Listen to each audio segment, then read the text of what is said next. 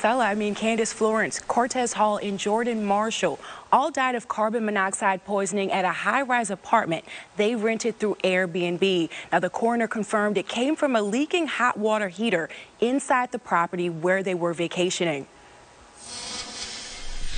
We know Cortez, Jordan, and Candace. They're here with us in spirit, and we know that they are proud of the work we are doing to bring awareness. Lifting each other up while trying to prevent their pain from becoming a reality to anyone else. That might be your last time seeing them. I don't want any other parents to go through what we went through. The families coming together with their lawyers, intending to file suit against Airbnb. 3 young people died due to the odorless killer, carbon monoxide. A death that could have been prevented simply with one of these.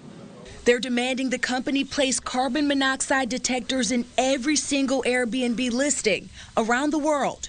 What did they do immediately after this terrible tragedy?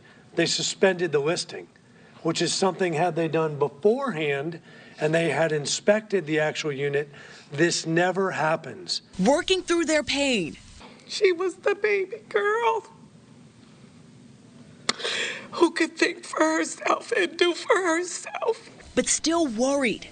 They're hoping to save another life.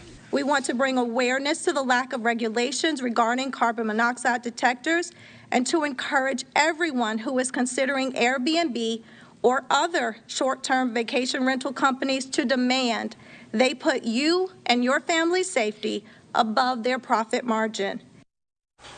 Now, according to officials, this isn't the first time a person has died from carbon monoxide poisoning while staying at an Airbnb. Just last year, I'm told another young woman from California also died in Mexico at her Airbnb listing. Officials say there was also another death in Colombia. And Airbnb just released this statement. It reads in part, "This is a terrible tragedy, and our thoughts are with the families and loved ones as they grieve such an unimaginable loss. Our priority right now is supporting those impacted as authorities investigate what happened, and we stand ready to assist with their inquiries however we can."